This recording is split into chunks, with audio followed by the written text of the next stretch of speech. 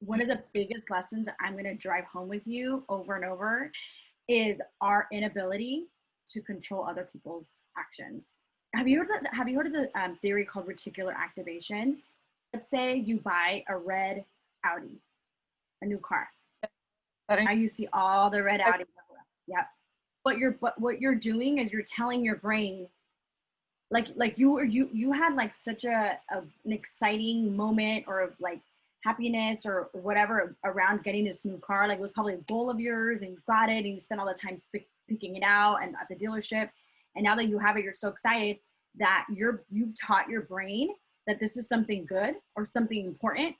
That's why you see it everywhere. It's not because you're all of a sudden attracting it. It's because you taught your brain this is something important and it will do whatever. It will always look for what you tell it is important. You've taught your brain that it's important to look for other like beautiful women so that you can protect yourself against them and you could check your husband. Does that make sense? Mm-hmm.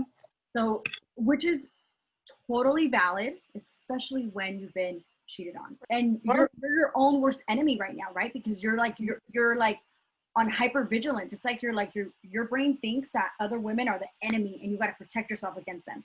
So you're like always like, where are these bitches at? Where I'm gonna, you know, does that make sense? So you're safe when your husband isn't there and you don't need to protect yourself.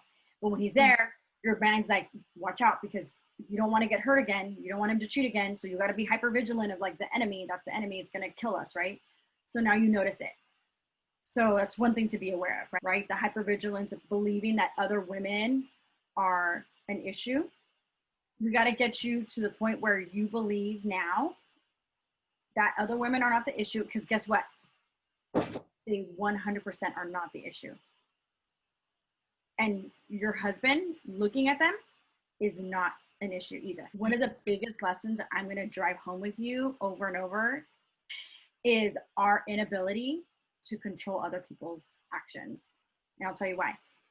Him looking at, let's say he does look at someone. That's a circumstance, right? It's an event. It's a fact. Like if you could prove, like it may not even be true, right? That he was looking at them. He could have literally been looking at the freaking shoes in the window.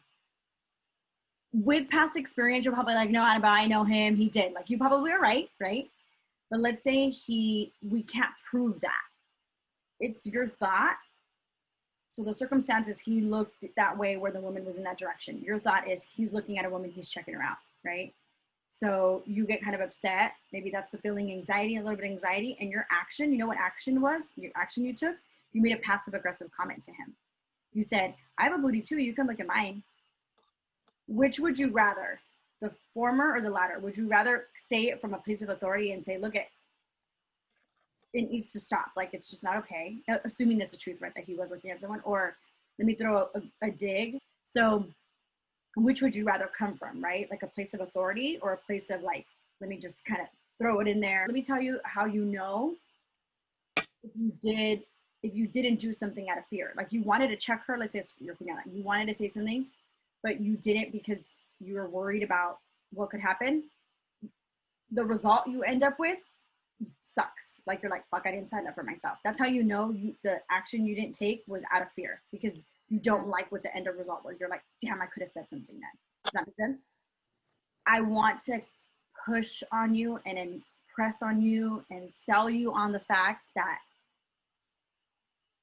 the struggle in your brain that you have and the emotions that you're having, you're so in control of it. You can have like you could be like, I'm good when he does this, when he does that, when he looks anywhere. All it is the thought you think right before you feel that I'm good. Like what would a woman think that feels really confident and doesn't care if her man looks at someone? What do you think what kind of thoughts would she have? Right? She's thinking he could look, he's not gonna get with her. That a woman like that probably has 10 million guys after her and they're high quality and she won't even be with my husband. Or my husband knows that I'm a bad bitch and he'd be crazy to leave this to be with someone that's just walking by. Those thoughts are available to you right now and you could just choose them.